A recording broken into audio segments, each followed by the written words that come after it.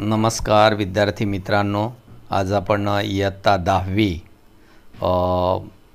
विषय मराठी यामधील सर्वात महत्त्वाचा जो बोर्ड एक्झामला जो कृतीपत्रिकेमध्ये सर्वात महत्त्वाचा जो पद्यावर प्रश्न असतो, कृती असते, ती म्हणजे कवितांचं रसग्रहण करा खालील मुद्द्यांच्या आधारे।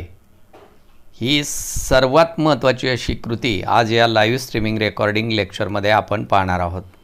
तर शेवटपर्यंत पहा। चला, सर्व कवितांचं वर्षातील म्हणजे पूर्ण सर्व कवितांचं मुद्द्यांच्या आधारे रसग्रहण आपण पाहणार आहोत। पहिली पाहतोय इथे उत्तम लक्षण, संत रामदास यांची। कवितेचं नाव उत्तम लक्षण, काव्यसंग्रह श्री सा दासबोध। कवीचे नाव संत रामदास। ओवी रचना प्रकार। कवितेचा विषय उत्तम माणसाची किंवा आदर्श व्यक्तींची लक्षणं। स्थायी भाव शांत किंवा आदर्श माणसे घडविण्याचा ध्यास आणि कवितेची भाषिक वैशिष्ट्य। प्रस्तुत कवितेची रचना ओवी छंद प्रकारात आहे। ओवी या उच्चारणाला अत्यंत लवचिक असा रचना प्रकार आहे व सर्वसामान्यांना समजेल अशी आहे। चुकीचे वर्तन व चांगले वर्तन या दोन्ही बाबीची समर्थांनी स्पष्ट शब्दामध्ये सांगितलं आहे। दासबोध या त्यांच्या कृतीत व्यासंग व चिंतन, समाजाचे व जनहिताचे सूक्ष्म अवलोकन प्रत्ययास येतं। सामाजिक जाणीव ही रामदासांच्या कवितेची ठळक वैशिष्ट्ये आपल्याला इथे सांगता येतील। विद्यार्थी मित्रांनो, यानंतर त्याची मध्यवर्ती कल्पना। प्रस्तुत कवितेत रामदासांनी आदर्श व्यक्तींची लक्षणे सांगितलेली आहेत। कवितेमध्ये सज्जन व्यक्ती वावरताना कसं वागावं, काय करावं, काय टाळावं याचे स्पष्ट शब्दामध्ये त्यांनी निरसन केले आहे। समाजाने विवेकाने वागावे, कर्तबगार व्हावे ही तळमळ या पद्यपाठातून होते। कवितेतून व्यक्त होणारा विचार प्रस्तुत कवितेने समाजात कसे वागावे याचे मार्गदर्शन केलेले आहे। इतरांशी सहकार्याने वागावे, कपट करू नये, वाचाळ माणसास टाळावे, उपकाराची परतफेड करावी, उदारपणाने वागावे अशा अनेक गुणांचे आचरण करण्यास संत रामदास सांगतात। कविता आवडण्याची व नावडण्याची कारणं।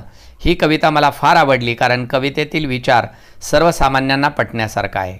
कवितेतील गुण व अवगुण संत रामदासांनी परखडपणे सांगण्याचा प्रयत्न प्रस्तुत पद्यातून केलेला आहे। अशा पद्धतीने प्रत्येक व्यक्तीने चांगले वागण्याचा प्रयत्न केला पाहिजे। त्यासाठी वाईट काय, चांगले काय हे समजून घेतलं पाहिजे आणि प्रत्येकाने चांगला व्यक्ती बनवण्याचा प्रयत्न केला पाहिजे। यामधून आदर्श व उत्तम समाज घडेल। अशा पद्धतीने विद्यार्थी मित्रांनो, प्रत्येक कवितेचं वर्षभरातील आपल्या पूर्ण सिलेबसमधील बोर्ड एक्झामच्या दृष्टीने असलेल्या सर्व कवितांचं मुद्द्यांच्या आधारे केलेलं रसग्रहण या लाईव्ह स्ट्रीमिंग रेकॉर्डिंग लेक्चरमधून तुम्हाला पाहायला मिळणार आहे।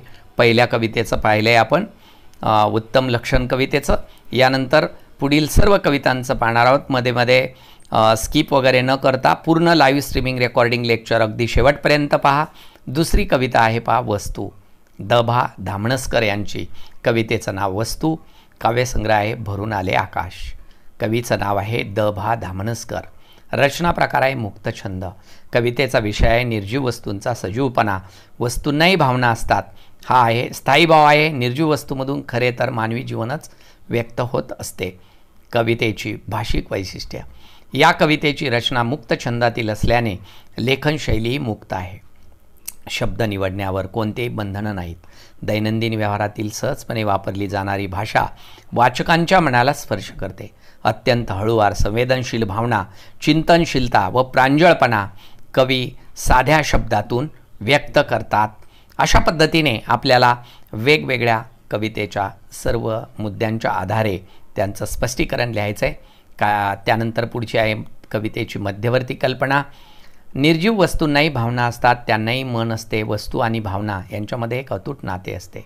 म्हणून वस्तूंशी वागण्याच्या पद्धतीतून वस्तूंचे स्वरूप घडत जाते। म्हणून कोणतीही वस्तू नजरेला पडताच त्या वस्तूच्या स्वरूपावरून व्यक्तीचे व्यक्तिमत्व कळते। यावरूनच वस्तू असतात असे कवींना वाटते। वस्तू आणि माणसे यांच्यातील नाते या कवितेतून उलगडलेलं आहे। कवितेतून व्यक्त होणारा भाव, विचार निर्जीव वस्तूंना आपण मन नसते असे म्हणतो। कवीच्या मते त्यांचा मन आणि भावना असतात। वस्तू संवेदनशील असतात म्हणून माणसाने वस्तूंशी प्रेमाने व आत्मीयतेने वागले पाहिजे। जसे आपण माणसांशी वागतो तसे वस्तूंशी वागले पाहिजे, हा विचार, महत्त्वाचा विचार प्रस्तुत कवितेतून कवीने मांडण्याचा प्रयत्न केलेला आहे. आता त्यानंतर पुढील जे मुद्दे आहेत ते पण आपण पाहणार आहोत. तर पुढील मुद्दे आहेत पहा. कविता आवडण्याची वा न आवडण्याची कारणं. ही कविता भावनिक, त्यामुळेच मनावर धावते. आधुनिक जगात वावरताना कोणालाही ही कविता आवडेल अशीच आहे. एका वेगळ्याच चाकोरीतील हा विचार कवींनी या कवितेतून मांडलेला आहे. सहसा आपण वस्तू आणि ती वापरणारा माणूस यांना वेगळे मानतो, पण तसे न करता वस्तूशी प्रेमाने वागले पाहिजे हा नाविन्यपूर्ण वेगळा भाव या कवितेतून व्यक्त होतो. म्हणून ही कविता मला खूप आवडते. मिळणारा संदेश. कवितेतून मिळणारा संदेश. वस्तू माणसाला दीर्घकाळ साथ देतात. व्यक्ती आणि वस्तू यामध्ये अतूट नाते तयार होते. आपण वापरलेल्या वस्तूंच्या रूपाने आपले अस्तित्व शिल्लक राहते. त्यांचा उपयोग संपला की त्यांना आपण टाकून देऊ नये. त्यांना टाकून देणे म्हणजे आपले अस्तित्व स्वतः संपून टाकणे. हे टाळण्यासाठी आपण वस्तूंशी स्नेहाने, संवेदनशीलपणे वागले पाहिजे. त्यानंतर पुढील कविता आहे, पद्य आहे आश्वासक चित्र आणि त्याच्या कवयित्री आहेत नीरजा. कवितेचं नाव आश्वासक चित्र. काव्यसंग्रह निरर्थकाचे पक्षी. कवीचे नाव नीरजा राजन धुळेकर. रचना प्रकार मुक्तछंद. कवितेचा विषय स्त्रीपुरुष समानतेचे आश्वासक चित्र. स्थायी भाव विस्मय, आश्चर्य, मनातील आशावाद. कवितेची भाषिक वैशिष्ट्य. साध्या विधानातून कवयित्री खोलवर विचार मांडतात. आधुनिक जगातील स्त्री पुरुष समानता हा विचार अगदी सहजपणे व्यक्त होतो. मुलगा व मुलगी यांच्या भावी आयुष्यातील समानतेचे, सामंजस्याचे आश्वासक चित्र कवयित्रीने प्रत्ययकारकपणे प्रस्तुत कवितेतून प्रकट केलेले आहे. कवितेची मध्यवर्ती कल्पना. सध्याच्या काळात लक्ष टाकले की असे जाणवते आजच्या युगातही स्त्रियांना दुय्यम स्थान दिले जाते, पण कवयित्रींना मुलगा व मुलगी यांच्या खेळण्यातून त्यांच्यामध्ये हळूहळू सामंजस्य निर्माण होत जाताना दिसते. हीच मुले पुढे मोठे झाल्यावर सामंजस्याने वागून समाजामध्ये स्त्रीपुरुष समानता प्रस्थापित करतील.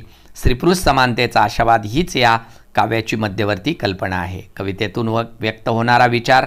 अजूनही समाजाने पूर्णपणे स्त्रीपुरुष समानता स्वीकारलेली नाही. हे निराशाजनक चित्र आहे, परंतु भावी काळात हा स्त्रीपुरुष समानतेचे तत्त्व आत्तापासूनच मान्य करून स्वीकारले पाहिजे असा विचार या कवितेतून मांडलेला आहे.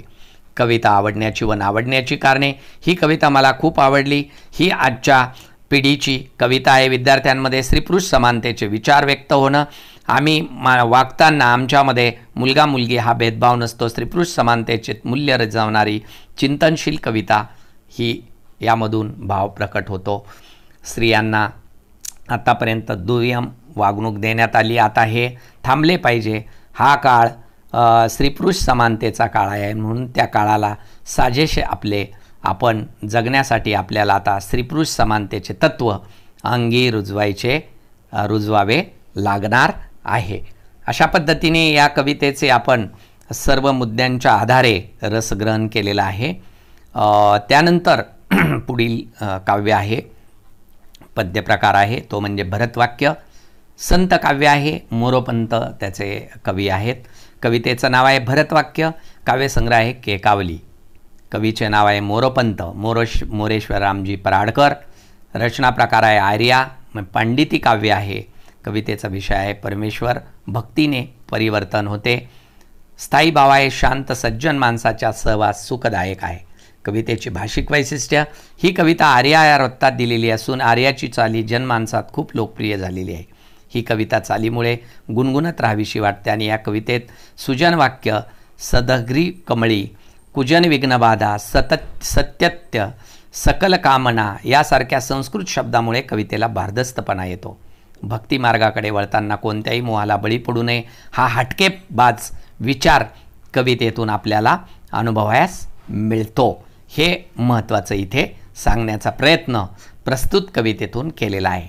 म्हणून यानंतर त्याची पुढची जी आहेत ते सुद्धा पाहणार आहोत की कवितेची मध्यवर्ती कल्पना. माणसाने नेहमी संत सज्जनांच्या सहवासात राहावं. खोटा अभिमान न बाळगता, मोहाला बळी न पडता सत्यकर्म करून सज्जनांच्या सहवासात राहावे ही शिकवण कवी मोरपंत देतात. कवितेतून व्यक्त होणारा विचार: माणसाने सतत परमेश्वराचे नामस्मरण करावे. दुराभिमान, गर्विष्ठपणा, वाईट विचार आपल्या मनातून नष्ट झाले पाहिजेत. चांगल्या विचारांचं वळण लागावं.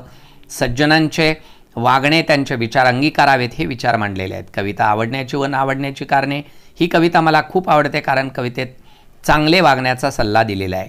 पण चांगले म्हणजेच हे अतिशय सोप्या पद्धतीने सांगितले आहे. पण या कवितेत काही संस्कृत शब्दामुळे अर्थ कळण्यास अडचणी येतात, म्हणून ही कवितेची नावड निर्माण करणारी बाब आहे. मिळणारा संदेश: नेहमी संत सज्जनांच्या संगतीने राहावे. त्यांच्या सहवासामुळे चांगले वागण्याचे दर्शन घडते. नेहमी ईश्वराचे नामस्मरण करत राहावे, म्हणजे वाईट कल्पना, वाईट विचार आपल्या मनात येत नाहीत. त्यानंतर विद्यार्थी मित्रांनो, अशा पद्धतीने आपण सर्व कवितांचं रसग्रहण या मुद्द्यांच्या आधारे या लाईव्ह स्ट्रीमिंग रेकॉर्डिंग लेक्चरमध्ये पाहणार आहोत. म्हणजे तुम्हाला बोर्ड परीक्षेमध्ये याचा निश्चितच खूप असा फायदा होणार आहे. यानंतर पुढील काव्य आहे खोद आणखी थोडेसे. कविता आहेत, कवयित्री आहेत आसावरी काकडे. कवितेचं नाव आहे खोद आणखी थोडेसे. काव्यसंग्रह आहे लाभो आसावरी काकडे. कवयित्री आहे, रचना प्रकार आहे अष्टाक्षरी ओवी. कवितेचा विषय आहे जीवन जगण्यास सत्य गोष्टींची गरज असते. प्रयत्न आणि सकारात्मकता यांचं महत्त्व आहे. स्थायी भाव आहे प्रयत्न, जिद्द व आशावाद यामुळे मिळणारी उमेद. कवितेची भाषिक वैशिष्ट्य: ओघवत्या भाषेमुळे कवितेला सौंदर्य प्राप्त झाले आहे. सारी खोटी नसतात नाणी या शब्दातून जीवनाचा आशावाद व्यक्त होणारी प्रत्येक चरणात 8 अक्षरे आणि प्रत्येक चरणात 4 चरण अशी या कवितेची ओळींची रचना आहे. संपूर्ण कविताच जीवनाकडे आशावादी दृष्टिकोनातून पाहावे या विचाराने भरलेली आहे. यानंतर पुढील मुद्देसुद्धा सदर कवितेचे आपण पाहणार आहोत. पहिले आपण 4 कडवे पाहिलेले आहेत. 5 कवितेचे नाव, कवीचे नाव, रचना प्रकार. यानंतर मध्यवर्ती कल्पना पाहणार आहोत. संयम, आत्मविश्वास, जिद्द, चिकाटी यांच्या योगाने कार्यसिद्धीस नेता येते. विचार या कवितेच्या केंद्रस्थानी आहे. जीवनात अपयश येण्याच्या खुशी घडतात, म्हणून माणसाने कोलमडून न जाता आपल्याला यश मिळेलच अशी आशा बाळगावी असा आशावाद कवितेत जाणवतो. कवितेतून व्यक्त होणारा विचार: जीवनात कष्ट करून सुद्धा अनेकदा यश हुलकावणी देतं. यामुळे माणसे नाउमेद होतात. माणसाने नाउमेद कधीच न होता सतत प्रयत्न करीत राहावे हा विचार कवितेत कवीने प्रकर्षाने व्यक्त केलेला आहे. कविता आवडण्याची व नावडण्याची कारणे: ही कविता मला खूप आवडली. कविता वाचताना निराशेची मळप दूर होते. प्रयत्नांत परमेश्वर म्हणजेच प्रयत्न करत राहण्यातच यशाचे खरे गमक आहे हे मनोमन पटते. म्हणून खोद आणखी थोडेसे या कवितेतून मनाला उभारी येते. कवितेतील विचार माणसाला चांगले व प्रयत्नवादी जीवन जगण्याची नेहमी प्रेरणा देतात. यानंतर पुढील हे पाहताना आपल्याला लक्षात येईल की कवितेतून व्यक्त होणारे म्हणजे आवडण्याची नावडण्याची कारणे, त्यामधून मिळणारा संदेश पाहूया आता आपण. आयुष्यातील प्रत्येक क्षण हा सुखाने भरलेला नसतो. सुख पाहता जवा पाडे, दुःख पर्वता एवढे या उक्तीप्रमाणे सुखापेक्षा जीवनात सदोदित अडचणींचा असाच सामना, अडचणींना घाबरून न जाता सकारात्मक दृष्टिकोन आपण स्वतःजवळ बाळगला पाहिजे. समाजात सगळीच माणसे अगदी वाईट नसतात. सगळीकडे वाईटपणा, खोटेपणा भरलेला आहे असे मानू नये. प्रयत्ने वाळूचे कण रगडिता, तेलही गळे म्हणजेच प्रयत्न केलाच पाहिजे हा संदेश प्रस्तुत कवितेमधून देण्याचा प्रयत्न करण्यात आलेला आहे. तर अशा पद्धतीने यानंतर पुढची जी कविता आहे पद्य आहे आकाशी झेप घेरे. कविता आहे जगदीश खेबुडकर यांची. कवितेचं नाव आहे आकाशी झेप घेरे. कवीचं नाव आहे जगदीश खेबुडकर. रचना प्रकार आहे गीत रचना. संदेश प्रदान एक चित्रपट गीत आराम हराम है या चित्रपटातील हे गीत आहे. भावगीत आहे. कवितेचा विषय आहे स्वरामध्ये स्वरसामर्थ्य व स्वसामर्थ्य व स्वतंत्र मोलाचे असते की स्वसामर्थ्यावर ध्येय साकार करण्याची इच्छा, स्थायी भाव असतो, उत्साह, प्रेरणा. कवितेची भाषिक वैशिष्ट्य: ध्रुपद व कडवी अशी या गीतांची सुटसुटीत रचना आहे. रसाळ शब्दकळा व नेमके मर्म सांगणारी कविता ही तिचं वैशिष्ट्य आहे. प्रतीकांच्या माध्यमातून थेट मनाला भिडेल अशी शब्दरचना कवींनी यामध्ये वापरलेली आहे. फळ रसाळ मिळते याप्रमाणे अनुप्रास या अलंकारावर सुंदर उपयोग त्या अलंकाराचा प्रस्तुत कवितेमधून करण्यात आलेला आहे. या अशा पद्धतीने विद्यार्थी मित्रांनो आपण कवितेचं नाव, कवीचं नाव, रचना प्रकार, कवितेचा विषय, स्थायी भाव आणि कवितेची भाषिक वैशिष्ट्य पाहिलेली आहेत. यानंतर आपल्याला पुढील मुद्दे पाहायचेत. आकाशी झेप घेरे या कवितेची. चला पाहूया पुढील कवितेची मध्यवर्ती कल्पना. स्वतःच्या क्षमतेवर आणि सामर्थ्यावर विश्वास ठेवावा व यशासाठी दमदार पाऊल पुढे टाकावे. तत्कालीन सुखाच्या मोहाला बळी पडू नये, या लोलुपतेमुळे मनाला अडकू देऊ नये, अशी या कवितेची मध्यवर्ती कल्पना आहे. कवितेतून व्यक्त होणारा विचार दैव, नशीबात असेल तेच मिळेल अशी समजूत करणाऱ्या माणसाची कवी ही समजूत दूर करायला सांगतात. कवीच्या मते माणसाने स्वतःचे सामर्थ्य ओळखलं पाहिजे. ध्येयाची शिखरे पादाक्रांत करण्यासाठी स्वसामर्थ्य प्रयत्न हाच एक विचार आहे. कविता आवडण्याची व नावडण्याची कारणे. ही कविता म्हणजे एक गाजलेले भावगीत आहे. त्याची चाल, संगीत ऐकले की गीत ऐकत राहावेसे म्हणावेसे वाटते. अवतीभोवती मोहाचा पसारा आहे, त्यात मन सहजपणे अडकले म्हणून कवी म्हणतात, तुझ भोवती वैभव माया, फळ रसाळ मिळते खाया, कष्ट केल्याशिवाय खस्ता खाल्ल्याशिवाय फळ मिळत नाही. हे सांगताना कवी म्हणतात, कष्टाविन फळना मिळते, तुझं कळते परी नावळते असे म्हटले आहे. यात थोडासा विरोध जाणवतो, हे थोडेसे मात्र खटकते. अशा पद्धतीने आवडण्याची व नावडण्याची कारणे, त्यानंतर कवितेतून मिळणारा संदेश. माणसाने कष्टावर विश्वास ठेवला पाहिजे. असेल हरी देईल पलंगावरी असं होऊ नये. नशिबावर अवलंबून राहण्यापेक्षा प्रयत्न केवळ देहाला तृप्त करणारा महत्त्वाची नसून आपल्या प्रयत्नाने गगन भरारी मारली पाहिजे, त्यातच खरे सुख असते. हा संदेश या कवितेमधून कवीने देण्याचा प्रयत्न केलेला आहे. तर विद्यार्थी मित्रांनो, अशा पद्धतीने आपण प्रत्येक कवितेचं अगदी फर्स्ट टर्म, सेकंड टर्म दोन्ही टर्मसाठी उपयोगी असणारा आणि सराव पेपर आणि बोर्ड्स परीक्षेसाठी महत्त्वपूर्ण असलेला हा लाईव्ह स्ट्रीमिंग रेकॉर्डिंग लेक्चर आपण पाहतोय. त्यामध्ये आता पुढील कविता पाहूया. तू झालास मूक समाजाचा नायक. कविता आहे ज वी पवार. कवितेचं नाव तू झालास मूक समाजाचा नायक. काव्यसंग्रह आहे नाकेबंदी. कवीचं नाव आहे ज वी पवार. रचना प्रकार आहे मुक्तछंद. कवितेचा विषय आहे अन्यायविरोधी लढा किंवा डॉक्टर बाबासाहेब आंबेडकरांचे महात्म्य. गौरव. स्थायीभाव आहे उत्साह, क्रोध, आनंद, विद्रोह. कवितेची भाषिक वैशिष्ट्य. कविता आवडण्याची व नावडण्याची कारणं. त्यानंतर मध्यवर्ती कल्पना आहे डॉक्टर बाबासाहेब आंबेडकरांनी घेतलेल्या महान कार्याबद्दल त्यांचं महात्म्य कथन करण्याची ही कविता लिहिलेली आहे. सावित्री व गंधारी या नद्यांच्या काठी बसलेल्या महाडमधील चवदार तळ्याच्या सत्याग्रहाने दलित समाजावर एक नवा जन्म दिला आणि खचलेल्या मनांमध्ये आत्मविश्वास निर्माण केला. बाबासाहेबांची कर्तबगारी हा या कवितेचा विषय आहे. कवितेतून व्यक्त होणारा विचार पारंपरिक वर्णव्यवस्थेने नाकारलेल्या व दैन्य दारिद्र्याच्या चिखलात खितपत पडलेल्या समाजाला आंबेडकरांनी बाहेर स्वतःच्या पायावर उभे राहण्याचा मदत केली. चवदार तळ्याच्या सत्याग्रहाला दलित चळवळीला तेज प्राप्त करून दिले. पण आता मात्र तोच दलित समाज थंड झाला आहे. त्याला बाबासाहेबांनी मिळून दिलेलं तेज आता विरून गेलं आहे. याविषयीची खंत कवींनी प्रस्तुत कवितेतून मांडण्याचा प्रयत्न केलेला आहे.